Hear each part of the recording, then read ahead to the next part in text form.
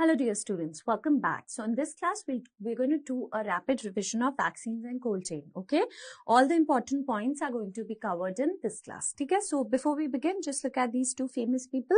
Who are these? This we have also studied in our main lectures, but again, this can come. So you all know, this is Louis Pasteur. Why are we revising Louis Pasteur? And this is who? This is Edward Jenner, okay? Why are we revising these two people? Because Louis Pasteur has coined the term vaccine. All right, Louis Pasteur coined the term vaccine. This is again important, okay? But who discovered the first vaccine? So who is he? Edward Jenner. He discovered the first vaccine. And what was that? He discovered the first vaccine, which was the smallpox vaccine, everybody. Okay, smallpox vaccine. And Edward Jenner has also coined the term, which term?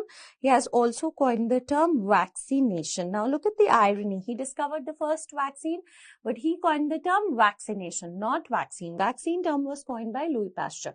Just for your revision, Louis Pasteur also gave us the germ theory of disease.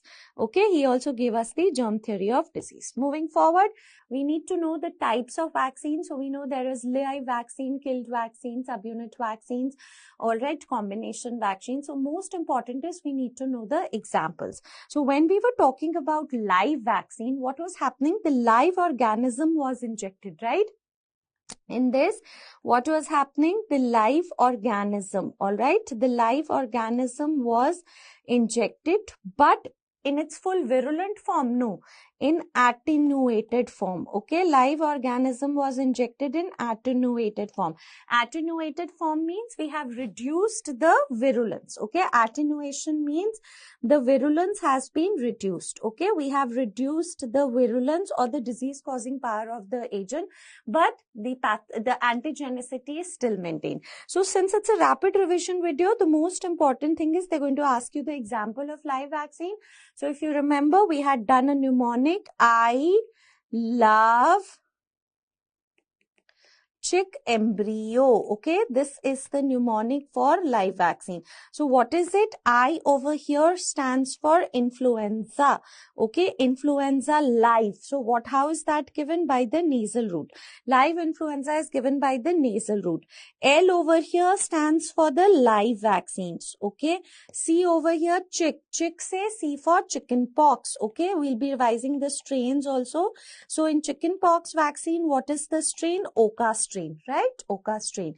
E. Now E stands for encephalitis. So which encephalitis we are referring? Of course to Japanese encephalitis. So under our national immunization schedule, we have live J vaccine. And what is the name of that strain? SA1414-2.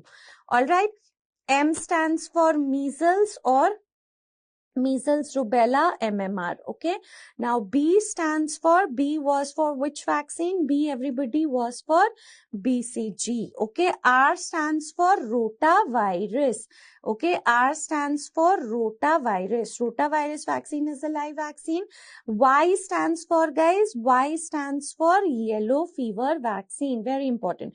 And O stands for oral polio vaccine. So, oral polio vaccine is Salk or Sabine.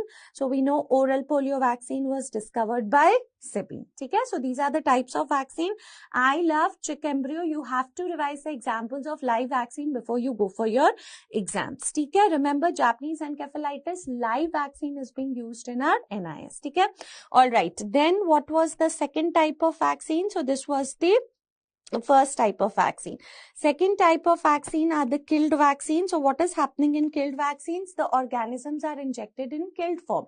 All right. So you have to at least remember the examples of killed. So for that we had done a mnemonic K-I-L-L-E-D. Yes or no? We had done this mnemonic K-I-L-L-E-D. So when I talk about K, this is KFD, Kiesner Forest Disease Vaccine. Okay. But more important, I over here. So I over here is what? I over here is IPV. Okay. IPV what? IPV killed.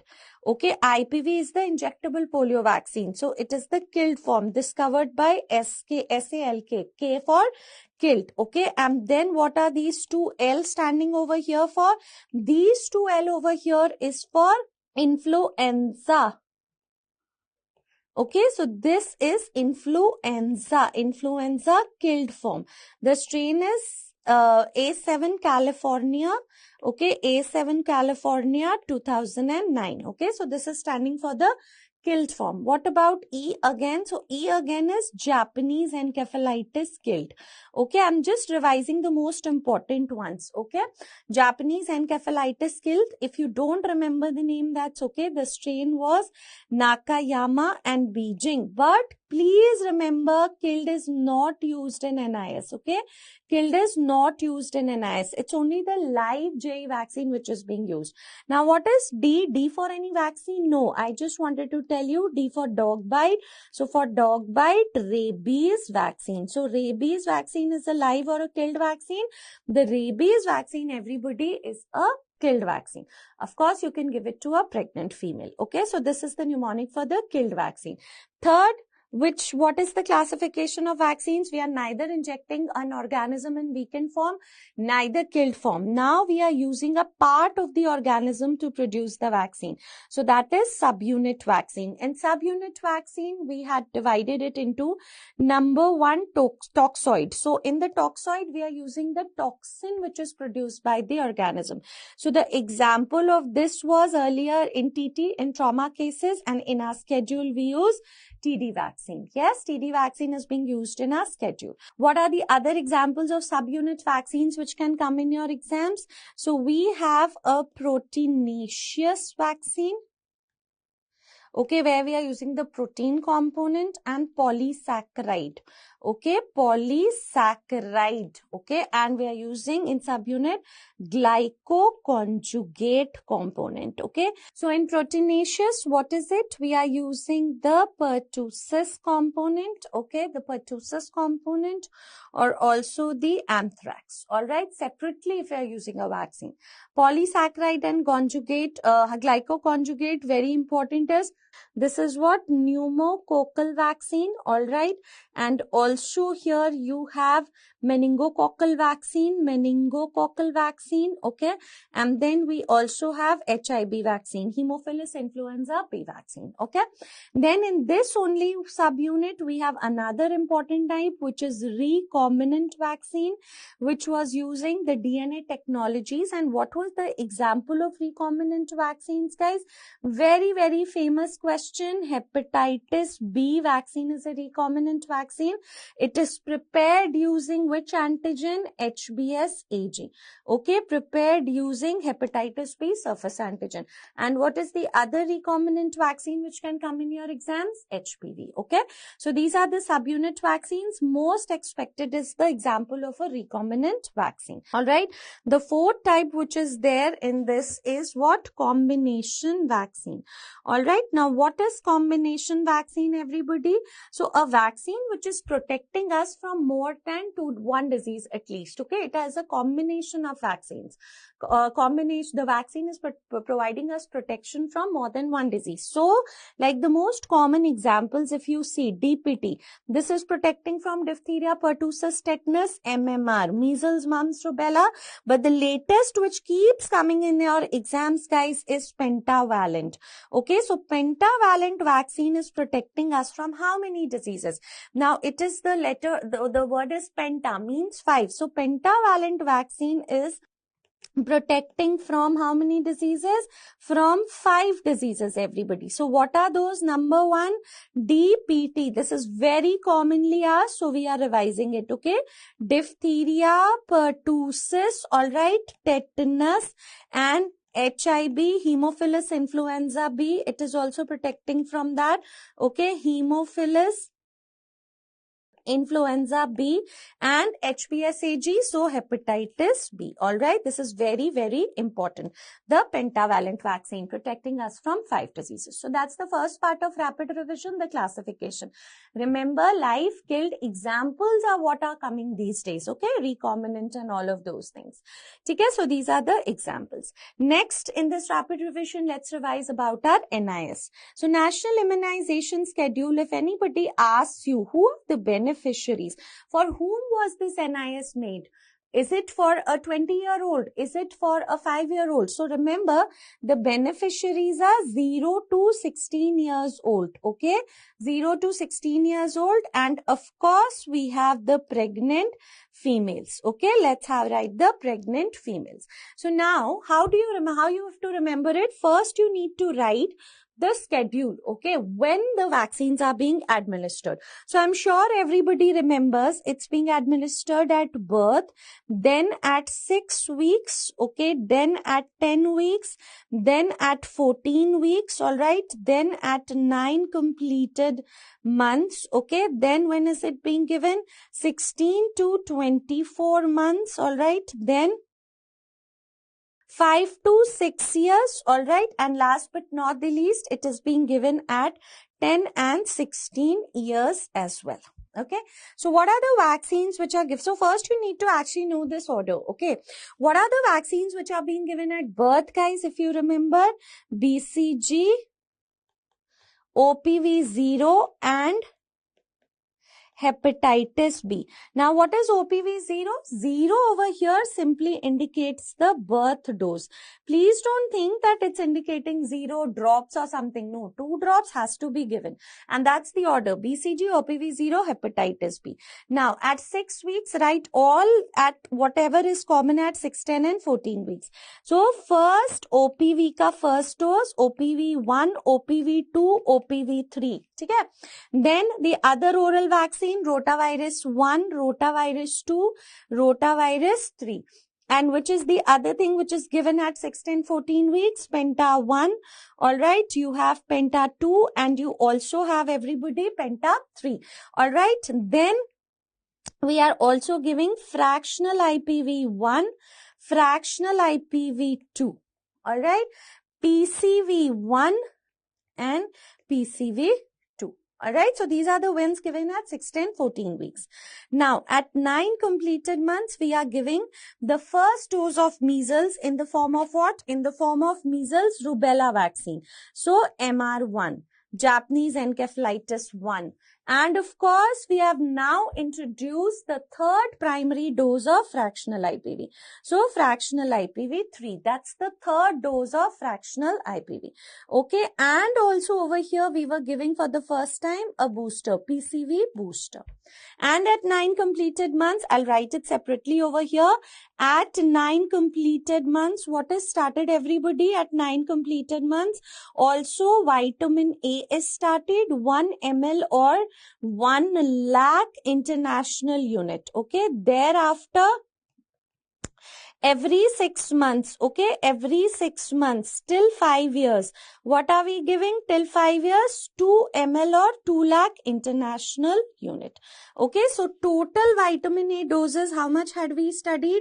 In nutrition also, total doses are 9 doses. And what is the total amount of vitamin A if you calculate? 17 lakh international unit. Okay, all right, then remember this third dose of fractional IPV. Then come to 16 to 24 months. So second dose of measles, rubella, Japanese encephalitis, second dose.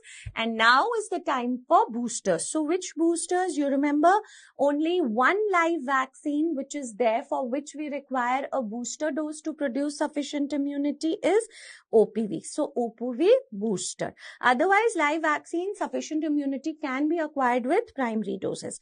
And what is the next booster over here which is being given?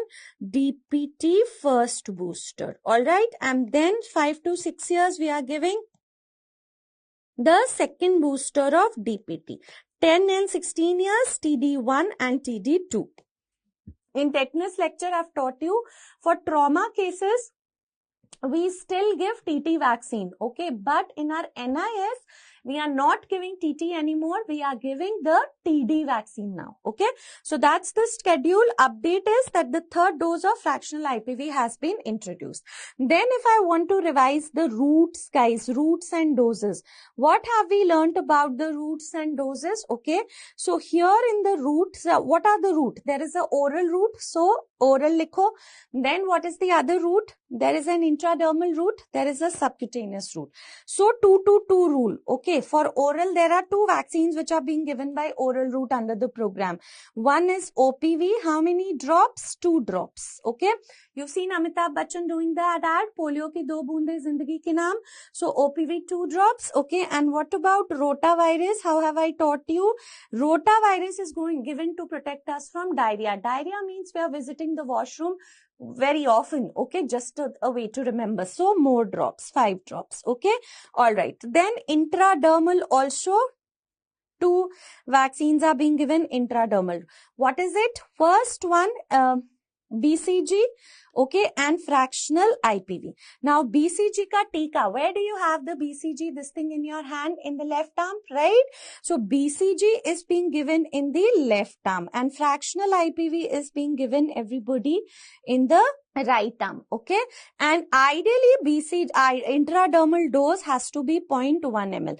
But in BCG, up to 1 month, okay? What is the dose up to 1 month? Up to 1 month, the dose of BCG is 0.05 ml intradermal, okay? After 1 month, the dose of BCG is very important.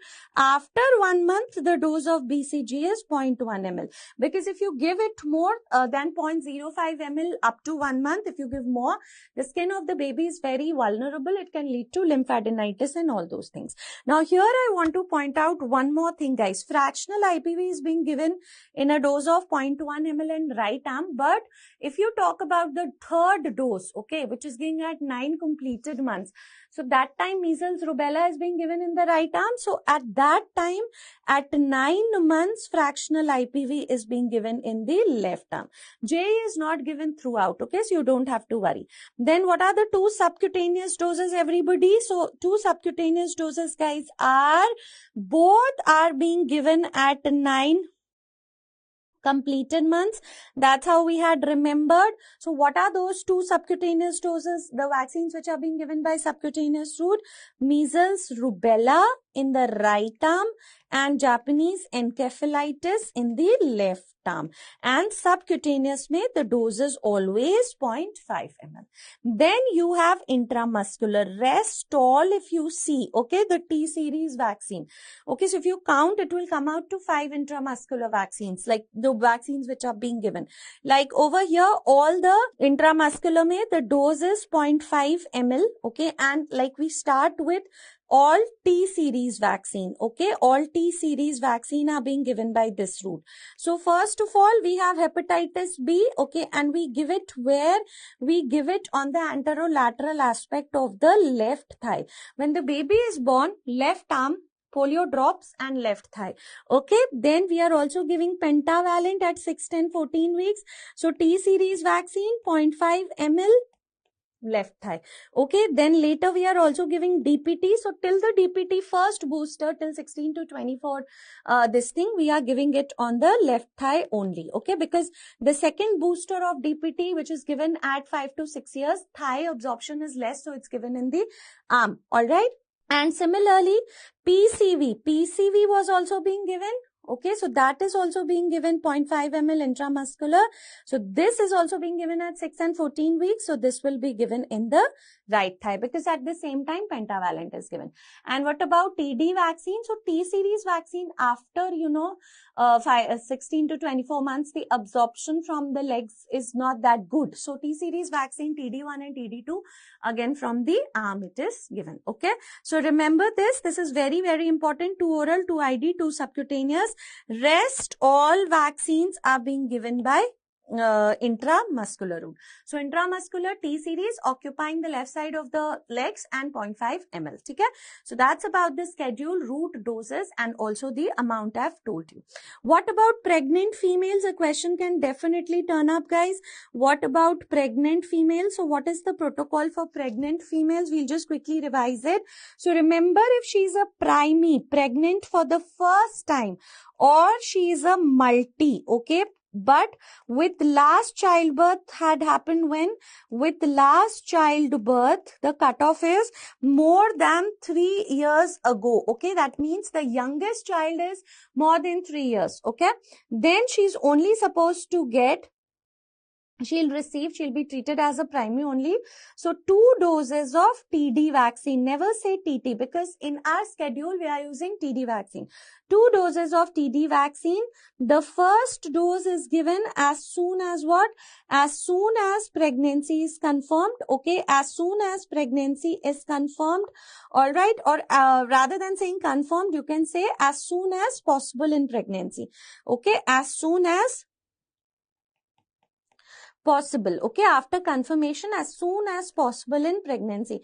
We don't have to wait. And the second dose, everybody, the second dose is given when? 4 weeks later. Okay, so that is very, very important, or 28 days later. But this is the first situation. What is the second situation?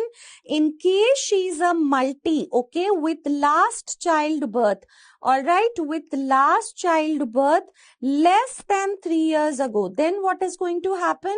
She's only going to receive a booster dose, okay, booster dose of TD vaccine, that too around which month of pregnancy? Around the 7th month of pregnancy. And nowadays, you know, this is according to our NIS, but nowadays in private facilities, we are also giving one mandatory dose. I mean, out of these doses, 1 dose should be of Tdap vaccine, so that immunity against pertussis can also be gained. But that has not yet been given in NIS. So NIS, this is the schedule that you have to follow. Okay? Okay. Now, this is just an update which I have already discussed. That number of doses of IPV to be given now, 3 doses given, 6, 14 weeks and 9 months. And at 6 and 14 weeks, we all know 0.1 ml intradermal at right upper arm. But at 9 months, it is being given at left upper arm, because at the same time, the JE vaccine is given. Okay. Now come to another concept of delayed immunization. Suppose a child comes to you for the first time at 1 year. What are the vaccines you will give? He didn't come at 9 months, 6 weeks, nothing. So we'll just quickly revise. At 1 year, what are the vaccines we can give? BCG.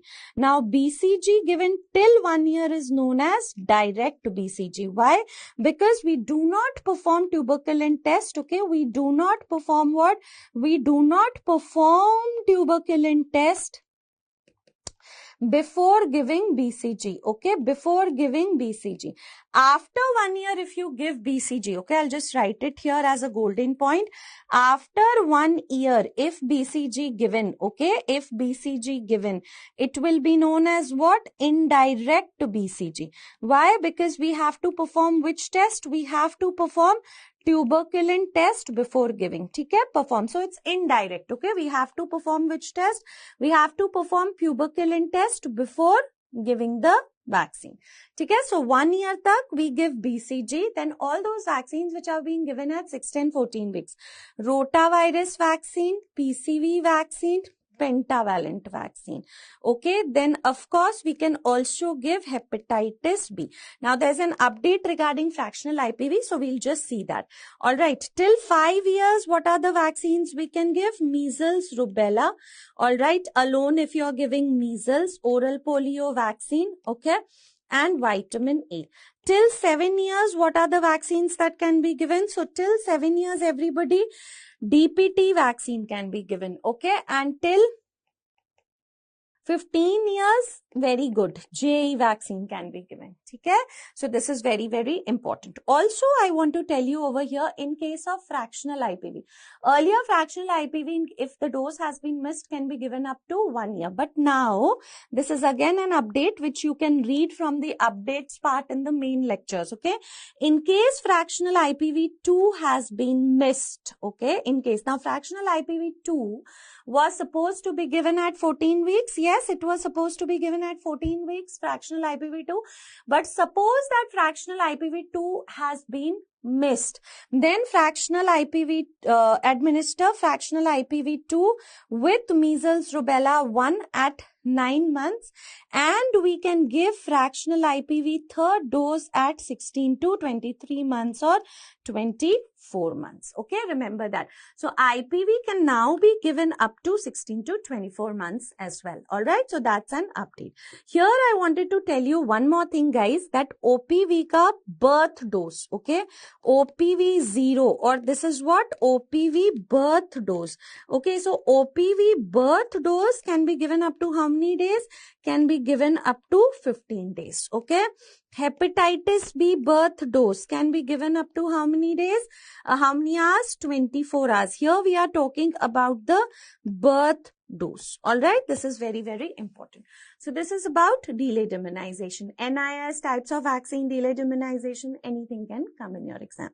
Next important thing for rapid revision is vaccine availability, where we'll be talking about open vial policy and all that. It's a favorite MCQ. Okay. Now, if you remember, I've taught you that vaccines are available in two forms. Okay. They could be available in a powdered form or they could be available in a liquid form. Okay. Now, can I inject a powder? No. So we have to make this powder into a liquid. So how do we make this powder into a liquid? We add what is known as a diluent. Therefore, these vaccines, they are known as what? Where we are adding a diluent, guys, they are known as reconstituted vaccine, or they are known as freeze-dried vaccines, okay, or they are known as lyophilized vaccines, okay. And what were the examples of reconstituted vaccines, if you remember? BCG, measles, MR, Japanese encephalitis, yellow fever. Right? They were all examples of reconstituted. Liquid form vaccines can be injected directly. Okay, I don't need to, like, obviously it's a liquid, we can inject it. So can be injected directly. And what were the examples of liquid form vaccines, guys? All the T series vaccines. Okay, all the T series vaccines are the liquid form vaccines. Other than that, PCV and IPV is also. Abhi, just go with this information. Now, based on this information, we have the concept of what? Open vial policy. Okay, open vial policy is what? Vaccine vials. Okay, vaccine vials, once opened, can be reused in subsequent sessions. Up to how many days? Can be reused in subsequent sessions, all right, in subsequent sessions up to 28 days or 4 weeks, provided, all right, provided they are maintained in, provided they are maintained in what? Provided they are maintained in proper cold chain conditions. Okay, so the vaccine vials once opened can be reused in subsequent sessions up to 28 days, provided they are maintained in proper cold chain conditions. So look at this. They can be used in subsequent sessions up to 4 weeks, provided expiry date not passed. Vaccines are stored strictly under appropriate conditions. Aseptic technique has been used to withdraw all doses, and vaccine vial monitor has not reached discard point. You remember VVM checks the loss of potency of vaccine to heat. Okay, damage of vaccines to heat. Damage of vaccines, we'll be discussing this also, to heat. All right. That is what your VVM is testing. Okay. Now, the question which arises, of course, is that which vaccines, all right, please remember, which vaccines follow open vial policy? Okay. So, what are the vaccines that you can use in subsequent session up to 28 days? So, which vaccines follow the open vial policy? So, for that, what was the mnemonic which I had given you? T series, all right. Plus, now we are having two forms, liquid. Liquid means PIO. Okay, so PIO. All right. All the liquid vaccines can follow this. Okay, so PO. So T series may, all right, what are the examples? Hepatitis B. Okay, then DPT. Okay, then pentavalent. Anything else? TD. Now you would say, ma'am, Rota is also T series. So there is one exception. All T series vaccine except Rota. Okay, all T series vaccine except Rotavac, which is a rotavirus vaccine. Okay, otherwise all T series vaccine are going to follow open vial policy. And what about PO? So this is PCV, this is IPV, and of course this is oral polio vaccine. They all follow what? They all follow open vial policy. They can be used in subsequent sessions. Very, very important. So the next question is vaccines that do not follow open vial policy. Nowadays, there are so many questions coming on this concept. Okay. Vaccines that do not follow open vial policy. So what are those vaccines that do not follow open vial policy, everybody? Of course, they are reconstituted vaccine. Why? Because we've added a diluent to them. They don't have a preservative. They can be used up to certain period only. So they are asked many times, guys. BCG, okay, can be used up to BCG and measles or MR, okay, they can be used up to what duration? 4 hours, guys. Okay, BCG 4 hours, measles, rubella 4 hours. Japanese encephalitis can be used only up to 2 hours. Yellow fever can be used only up to half an hour. Remember another question which is a favorite in exams, what is the diluent used? So for BCG, the diluent used is normal saline. Okay, measles or this one, it is used as distilled water, or we can also call it as what? Sterile water. Okay, JEE mein what is the diluent used? Phosphate buffer. All right, phosphate buffer. And yellow fever mein it is cold physiological saline. All these are MCQs which you need to revise for your last minute rapid revision. Also remember, I will put it in bold over here, that rotavirus vaccine and COVID vaccines, okay, and COVID vaccines, all right, do not follow open vial policy, okay, they do not follow what? They do not follow open vial policy. Okay, so this is very, very important. So if there's an ANM who's bringing a partially used vial of measles and pentavalent, which one will you use in the present session? Pentavalent, because it's a T series vaccine. Measles is reconstituted, you will discard it. Okay, some high yield points, which is the most heat sensitive vaccine, guys. So now for the placement of vaccines in ILR and all that, you need to know this topic. So most heat sensitive, for your exam purpose, you will just remember one mnemonic, R-bomb. Okay, so that is reconstituted BCG. Many of you think this RB is reconstituted BCG. Then you can remember OPV and then you can remember measles. Okay, but please remember in an ILR, when I'll show you the vaccine which is kept at the bottommost is OPV, because reconstituted BCG again has to be used up to 4 hours. Okay, but if somebody asks you most heat sensitive, R-bomb, damaged by heat easily, R-bomb, reconstituted BCG. Most freeze sensitive is hepatitis B. Okay, most freeze sensitive is hepatitis B. Any which way, guys, remember all T series vaccines are what? Freeze sensitive. Okay, all T series vaccines are freeze sensitive, but the most freeze sensitive is hepatitis B. Okay, all right, proceeding. So vaccine sensitive to heat, I've just made a list also. BCG after. See, IPV can come later also, as for your, nobody is asking you IPV right now. So to remember it, you can remember R-bomb. Okay, till here, OPV measles, then rotavirus vaccine is both heat and freeze sensitive. Okay, both heat and freeze sensitive. Like if they ask you, give example of one vaccine which is both heat and freeze sensitive, rotavirus. And you can see hepatitis B, this is the most freeze sensitive. Okay, all right, vaccine sensitive to freezing, hepatitis B, just remember T series, this is the most freeze sensitive. Okay, here you can remove this IPV. So most heat sensitive is reconstituted reconstituted BCG, most freeze sensitive is hepatitis B. Now, how do you check the physical appearance of vaccine may remain unchanged even after it's damaged? Okay, it can look the same.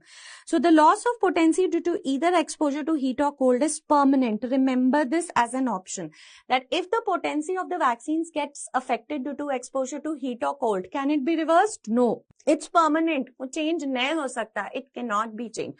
So how do you know? And like I said, physical appearance will remain the same. So how will you know that your vaccine has been damaged by heat? So what is it? Damage of vaccine to heat. How do we find it?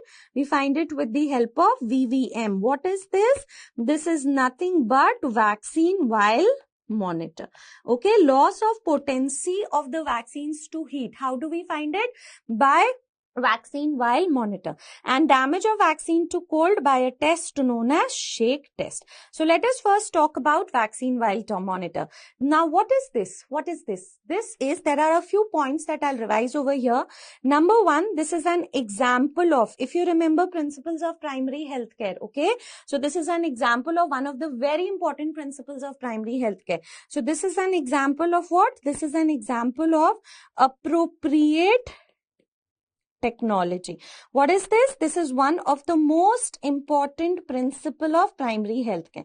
Now, to find out that whether the vaccine has been damaged by heat or not, we are not using any hi-fi complex technique. We are simply using a very cost-effective, good quality technique. Okay, so that is appropriate technology. Okay, it's a cost-effective, good quality technique. What are we using? Cost effective, good quality technique. So what is this VVM, guys? It is just a heat sensitive label.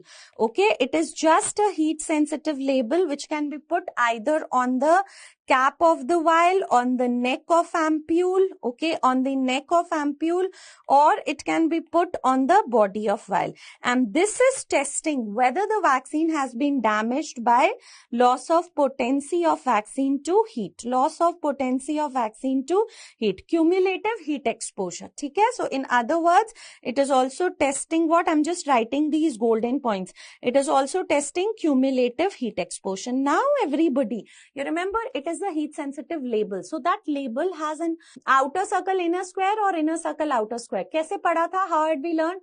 Earth is round and we are all living inside it. So it is a label which has outer circle and it has a inner square. Okay? So look at this. So the question comes that which of the vial can I use? Okay, so very commonly asked question even till today. So if this inner square, okay, so it's condition A, what is happening over here? So the inner square, everybody, is what? Inner square is lighter than outer circle. So what will you do if inner square is lighter than outer circle? Patak. Use the vaccine. Now what happens if the inner square starts to change color? What is the second situation?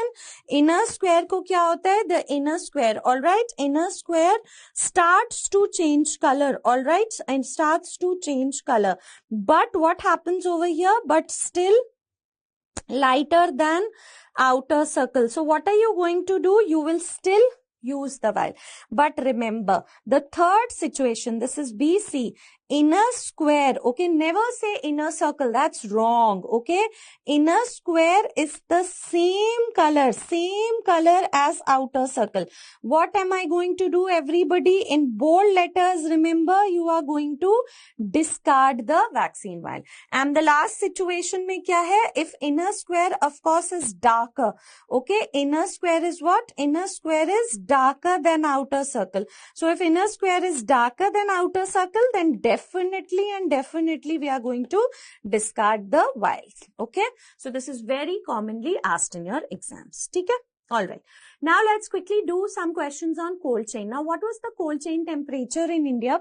You all know the cold chain temperature in India is that temperature at which the vaccines can be stored. So the cold chain temperature of vaccine in India, every country has its own temperature. Okay, so here it is how much?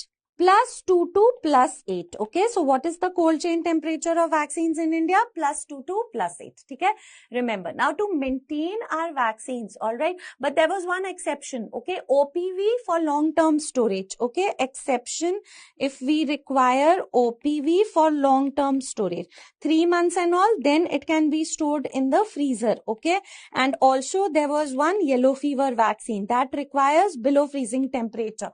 Okay, +5 to -20. You can also read that in yellow fever chapter. Okay, so that's the cold chain temperature. Now, a lot of equipments are used to maintain the cold chain. Okay, so which is the most important equipment used to maintain cold chain in India? Ice-lined refrigerator. So again, there is a very important topic. How do you store the vaccines? Okay, storage of vaccines under cold chain. Okay, under cold chain. So always remember, we have the lower levels. Okay, so we have sub-center and village level. Then we have PHC. Then we have CHC or sub-district hospital or district hospital. Okay. And then we have the national level, the state level, national, regional / state level. So we have all these different levels at which we have to store the vaccines. And how are we doing it? So remember, at sub-center and village level, we cannot store the vaccines. We are carrying out our sessions over here with the help of what is known as vaccine carriers, okay, and day carriers. And they can maintain the temperature of the vaccines for 24 to 48 hours. Okay, we are also using ice packs over here, which can maintain the temperature for 1 to 4 hours. So at sub-center and village levels, what are we doing? We are using vaccine carriers and day carriers to maintain the temperature of the vaccines. Okay, we have to carry the vaccines in them. So at PHC level, guys, what do you have? So at PHC level, remember, to keep the vaccines, we have small ILRs of 140 liter capacity, and to prepare ice packs, okay, we have small DFs. DF was what? Deep freezers. What do you do in deep freezers, guys? In this, ice packs prepared, okay, ice packs prepared. And what was the temperature that we had learned for deep freezer? -15 to -25. So in deep freezers, we are preparing the ice packs. Small ILRs can only maintain the temperature of the vaccines up to 1 month. At CHC, sub-district hospital and district hospitals, now we have large ILRs, 300 liter capacity, but they can also maintain the temperature of the vaccine only up to 1 month, okay? And we have large deep freezers, of course, to prepare what? Ice packs. At national, regional or state level, if you remember the basic videos, what do you have over here? So here we have everybody walk-in cold rooms and walk-in freezers. Okay, WIC. What was it? Walk-in cold rooms. They can maintain the temperature of the vaccines up to 3 months. Never say that at district hospital vaccines can be maintained up to 3 months. No, only up to 1 month. But at national, regional, state level, we have walk-in cool rooms which can maintain the temperature of the vaccine up to 3 months. And you also have walk-in freezers, big walk-in freezers which are used to prepare ice packs. Is it clear? Everybody's storage of vaccines. So it's only at national level that vaccines can be stored up to 3 months. Otherwise, we are storing everywhere at 1 month, and sub-center village level, we cannot store the vaccine. So what were the golden points that came in exam? What was it? Most important equipment of cold chain. Can you tell me what is the most important equipment of cold chain? So always remember, the most important equipment of cold chain is ILR. Okay, next point, maximum failure of cold chain. Where is it happening? Maximum failure of cold chain. So again, maximum, it's being failed at sub-center and village level. Why? Because we cannot store the vaccine there. Okay, we cannot store the vaccine there. So it is maximum failing. Okay, all right. Now let us look at cold chain equipment. So most important equipment, look at the first one. This is ILR. Okay, this will definitely come in your exam. Ice-lined refrigerator. A lot of questions come from here in the image-based question. Now see, how do you open an ice-lined refrigerator? You open it from the top, okay, like a top-loaded washing machine. So you open it from the top. So when you open it from the top, what happens? All cold air goes to the bottom, okay, all cold air goes to bottom and settles down. So now the next question is, can I keep a freeze sensitive vaccine at the bottom? No. So at the bottommost, we have the heat sensitive vaccine.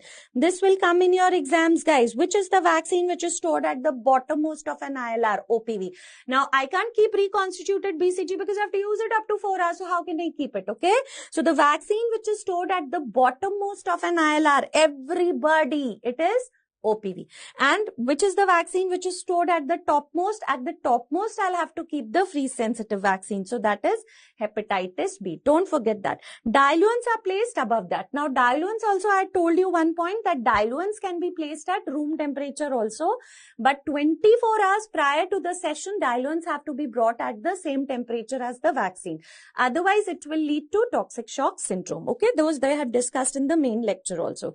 So ice-lined refrigerator need 8 hours of uninterrupted electricity supply to function for 5 days. Okay, that's again an important point. Okay, this is the most important equipment. Okay, now how do you monitor the temperature of an ILR? So dial thermometer is there, okay, which is used to monitor the temperature of ILR. And this monitoring of the temperature of ILR, everybody, is done twice per day by the medical officer, okay, because it's at PHC, so he's only going to do it. All right, and dial thermometer is based on the principle of conduction, convection, radiation, or something else. So it is based on the principle of, please remember again an important question, thermocouple.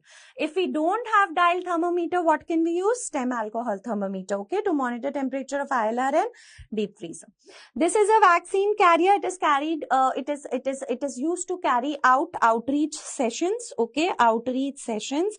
And what is this vaccine carrier lined by, guys? So this vaccine carrier is lined by 4 ice packs, okay. If you open it, 4 ice packs, it can carry how many vials? 16 to 20 vials. It can maintain the temperature of vaccines up to how many hours? 24 to 48 hours. Very, very important. Don't put the vaccine vial straight into this ILR. You'll put it in a plastic bag with a rubber band and then you can put it, okay. In an ILR, also you put it in baskets, okay.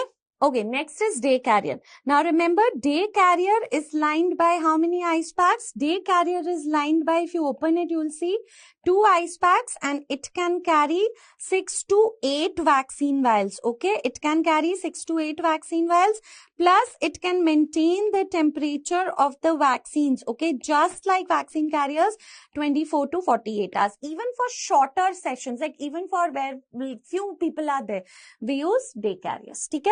So this is important. Now what is this? This we all know is an ice pack, okay. And where are ice pack prepared? So ice packs are prepared in deep freezers, okay. What is the temperature required? -15 to -25. Now a question came, what are these 2 holes meant for? So the 2 holes are meant for what? The 2 holes are meant for, remember, keeping the vaccine vials, okay, keeping the vaccines. Plus guys, इसमें एक line होता है over here, okay, there is a horizontal line. This line denotes the mark up to which water is filled, okay. This is the mark up to which what happens? Up to which water is filled. Now we all know that this is going to expand on freezing, okay. So never add anything else, never add anything in the water, never add anything in water, okay. So that is very important. All right, now guys, the ice pack is it can maintain the temperature of the vaccines to 1 to 4 hours. It's at -15 to -25. Now, can you use it to line a vaccine carrier? Vaccines +2 to +8, ice pack -15 to -25. No, there'll be difference of temperature. TSS can happen. So before you use these ice packs, they have to be brought at the same temperature. That is done by this process, which is known as what, everybody? This process is known as conditioning of the ice packs. So what you do is, see, when water ice packs are removed from the freezer, they may be at a very low temperature.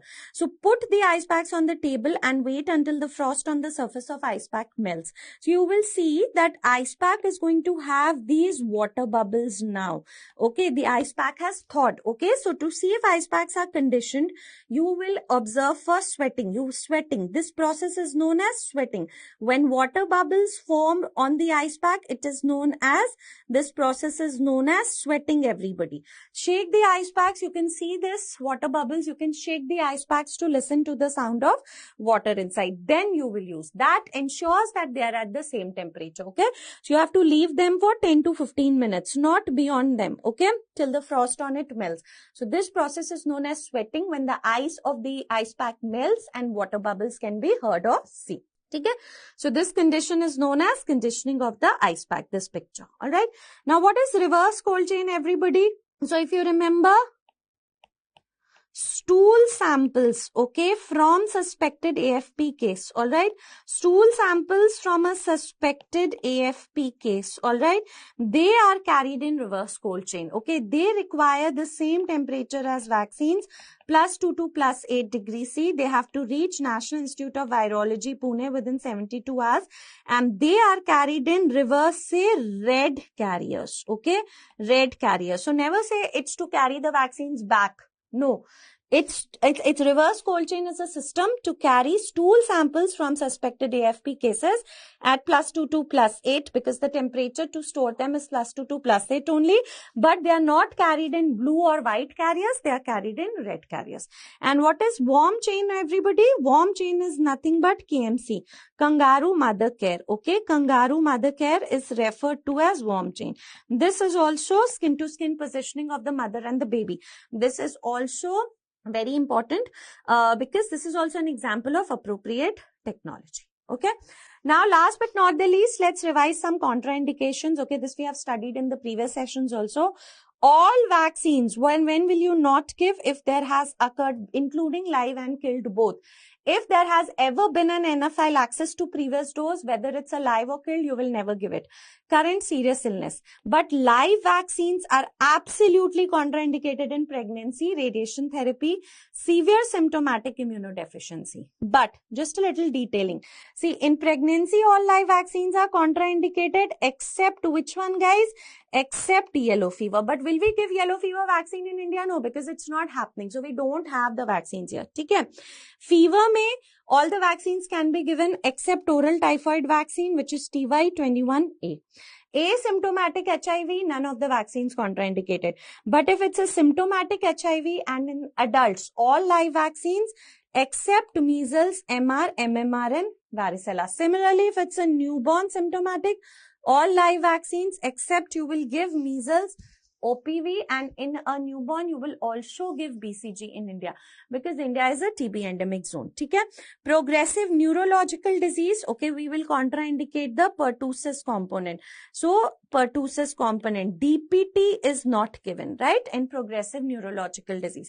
Now, can you give DPT in cerebral palsy? Yes, because cerebral palsy is non-progressive, guys. Okay, it's a non-progressive disease. So, please remember DPT can be given, alright. And also if a person has seizures, alright, which is controlled on anti-epileptics, okay? Controlled on anti-epileptics, you can definitely give DPT. Okay? Diarrhea, ARI, simple cough and cold, simple pneumonia, okay, mild, some infection, diarrhea, none of the vaccines contraindicated. Okay, none of the vaccines contraindicated. Immunosuppression, corticosteroid, live vaccines contraindicated. And in case of egg allergy, what are the vaccines you will not give? Yellow fever and influenza. This is one of the very important chart of the days, guys. Okay. Okay. There was a pregnant female who was walking. Okay. I'll just put over here a situation. Pregnant female bit by a dog. Okay, bit by a dog. Will you give rabies vaccine? Yes. Give rabies vaccine. Why? Because rabies vaccine is a killed vaccine. You can easily give. Remember the mnemonic killed? D for dog. Okay. Now, adverse events are also important. So, with influenza inactivated GBS, Guillain-Barré syndrome, with the killed influenza vaccine, A7 California. Japanese encephalitis, neurological events, TD vaccines, neuritis, OPV, they can ask you, paralysis, VAPP. Hepatitis B, more important is hypersensitivity, measles, toxic shock syndrome. This and this have come. Rotavirus is a favorite question if given beyond 1 year, interception. Pertussis may, because of pertussis component, inconsolable crying, and HHE. What was HHE? Hypotensive, hyporesponsive encephalopathy. Okay. BCG, osteomyelitis, lymphadenopathy. MMR, we have studied thrombocytopenia, rubella, arthralgia, but FIPV, PCV, all these can lead to hypersensitivity, JE also. So more important are the ones which I have ticked can come in your exams. Strains, of course, carries a very important relevance in this class. BCG, Danish 1331, okay, measles, fancy name. What was it? Edmonston, Zagreb. All right, mumps, starting with an M, fancy name. Geril, Lin. Varicella chickenpox, OCA, K for chickenpox. Rubella number, RA273. JN yellow fever, again vector-borne disease. I've told you vector-borne diseases are going to have numbers in them. So this is what? SA 14-14-2. And please remember, this is a live vaccine which is being used in my NIS. Yellow fever vaccine kya hai? 17D. Okay? Alright. Typhoral TY21A, H1N1 में the killed one is A7 California 2009. And remember, H1N1, this is the killed form. You also have live nasal influenza vaccine. Mosquirix Lytic cocktail is for malaria, which is prepared using HBsAg. HIV modified vaccinia Ankara. HIV say AIDS.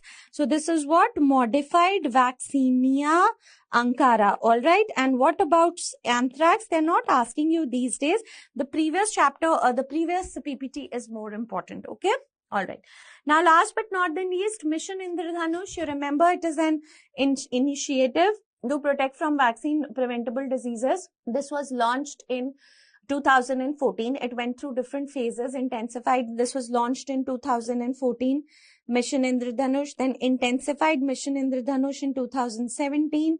Then you had Mission Indradhanush 2.0, all right, which was launched in 2019. Mission Indradhanush 3.0 in 2021. And now we have an update, Mission Indradhanush 4.0. Okay, that is the latest phase, Mission Indradhanush 4.0. This is an update and this was launched in February 2022 to achieve more than 90% full vaccination in unvaccinated or partially vaccinated children 0 to 2 years and pregnant women. Okay, we want to achieve more than 90% full immunization coverage. All right, and please remember, MI, Mission Indradhanush, is currently protecting from 12 diseases. Okay, 12 diseases. If I talk all over India, if pan-India is mentioned, then 11 diseases. Why? Because JE is only given in Japanese encephalitis, is only given in endemic areas. All right, so you have to remember this. If nothing is mentioned, of course, it's protecting from 12 diseases.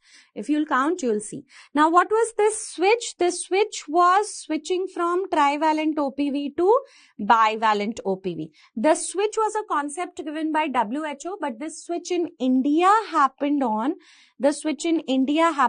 25th of April, guys, 2016. We switched from trivalent OPV. So look, OPV we all know is a live vaccine. It included live attenuated form of 1, 2, 3, while poliovirus strains 1, 2 and 3. But in bivalent OPV, we removed which component? The type 2 component. Why? Because wild poliovirus type 2 was responsible for something known as CVDPV. If you want to read it in detail, you can see the lecture. It's there. Circulatory vaccine derived poliovirus. Now remember, it's vaccine derived. D for dangerous. It was very dangerous and it was also leading to what is known as outbreaks. But we noticed, or it was known, that wild poliovirus type 2, okay, was eradicated from the entire world when? In September 2015, okay? It got eradicated in September 2015. So WHO thought, when it has been eradicated, why is it still being given in the form of trivalent OPV when it can precipitate something so dangerous? So WHO said that all countries should remove this type 2 component. Now, wild poliovirus type 3 attenuated form also leads to VAPP, but this is not circulating. Okay, so that is why, even though wild poliovirus also type 3 also got eradicated in October 2019, it is still retained because to maintain the immunity, because it leads to VAPP, which is not that dangerous. It does not circulate. All right. So this was the switch. Then there was a National Validation Day, guys, which was celebrated in India. For India, the National Validation Day was 9th of May. Okay, May 9th. 2016. So was it that India was declared free of polio this day? No. India was declared free of, please remember, trivalent OPV.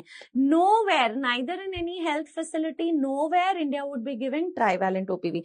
So now in routine immunization sessions, supplementary sessions, okay, like pulse polio, everywhere, which form of OPV is being used? Bivalent OPV. Okay?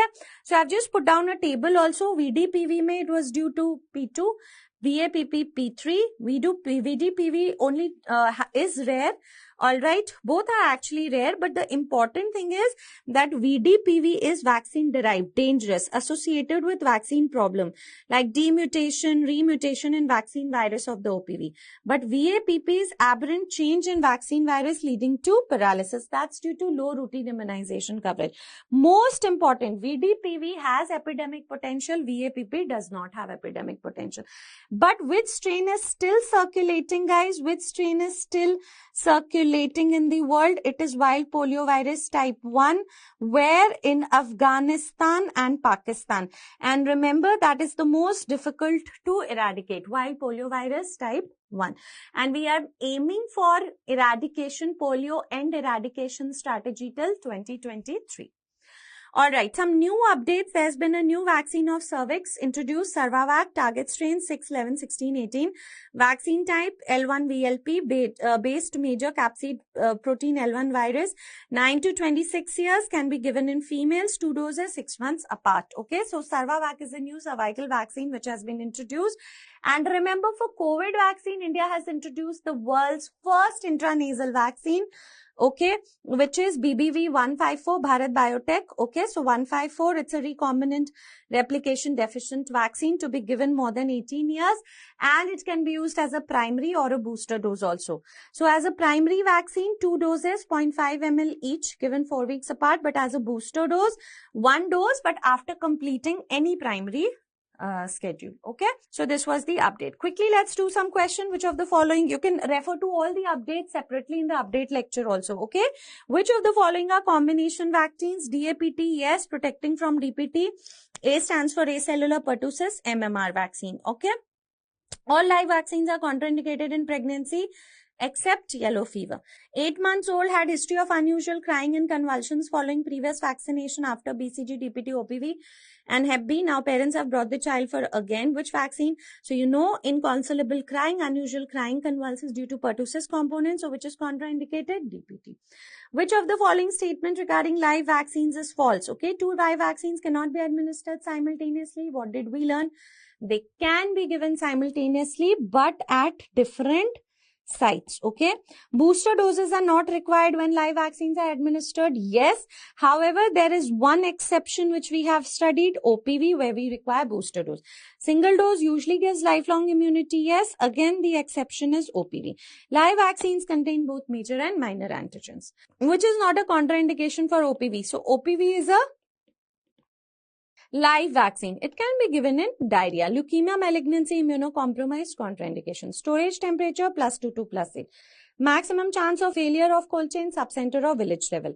Most important equipment of cold chain, everybody, ice-lined refrigerator. Vaccine stored at the top of ILR. You're going to store the freeze sensitive. So which is most freeze sensitive? Hepatitis B. At PHC, how do you store the vaccine? ILR for 1 month. Which vaccine is not included in Mission Indradhanush? TB, measles, meningitis, diphtheria, of course, meningitis. Vaccine with faster seroconversion as compared to incubation period. Okay, please remember it's measles. Measles में the natural incubation period is 10 to 14 days. Okay, but vaccine induced incubation period is like 7 to 10 days. So there's faster seroconversion. Therefore, post disaster, we were giving measles vaccine, that too within how many days of exposure? 3 days of exposure. Okay, because antibodies are formed before the natural incubation period. 18-month-old child unvaccinated for the first time. What are you going to give? So Penta you can give only till 1 year out. Penta yahan pe bhi hai out. BCG till 1 year direct. Left with OPV till 5 years, DPT till 7 years. Okay. All vaccines follow open vial policy except So what was it? The T series, they don't follow. All right. So all vaccines follow the reconstituted vaccines, they don't follow. So J is the reconstituted vaccine. And which one follows T series except Rota and PO? Okay. Remember that mnemonic. Freeze-dried vaccine means the reconstituted vaccine. So of course it is BCG. We are adding the diluent, normal saline. Diluent used for BCG, normal saline. Which of the following parameters is used to determine sensitivity of vaccine due to heat? VVM. Don't get confused. Vaccine vial monitor. A 1-year-old child presented to OPD for vaccination. He had first dose of DPT 6 weeks after birth. After that, other doses were not administered. What should be done next? Okay. So there's a 1-year-old child who's presented to OPD for vaccination. First dose of DPT usko 6 weeks pada tha. After that, he is not being. So will you restart DPT? No. See, ideally now DPT is being given in the form of pentavalent vaccine. Okay. But in case penta is not there, DPT is there, you can give it. Alright. So at 6 weeks, he got DPT. So will you restart DPT? Never restart. Okay. You can start from where it was left. DPT can be given up to 7 years. So give only TDT. No. Give 2 doses. You give 2 doses. Why will you not give anything? No, you can give. Okay, so you can give 2 doses over here. Okay, next question. A 1-year-old child presented to OPD for vaccination. He had first dose of DPT at 6 weeks after birth. After that, the other doses were not administered. So what should be the next step? Now, see, you might say, ma'am, why DPT? Because, see, if ideally at 6, 10, 14 weeks, DPT is being given in the form of pentavalent vaccine. Okay, but what if it's not available? We can give DPT also. So, he got his first dose of DPT at 6 weeks. After that, he did not come. Now, you all just studied that DPT can be given up to 7 years. Yes. So, restart DPT? Never. It's not like whatever dose has been given is given. You can't restart it again. You don't need to. Give only DT? No. Pertussis component can be given up to 7 years. Okay. So, this is out. This is out. Obviously, you can go and give the second dose. Even if he is reporting at 1-year-old child and he did not come at 10 and 14 weeks, you can just straight away give the second dose and continue with the vaccination schedule. Okay, so that's it for rapid revision of vaccines. Thank you so much. It's extremely important. Do revise it before your exams.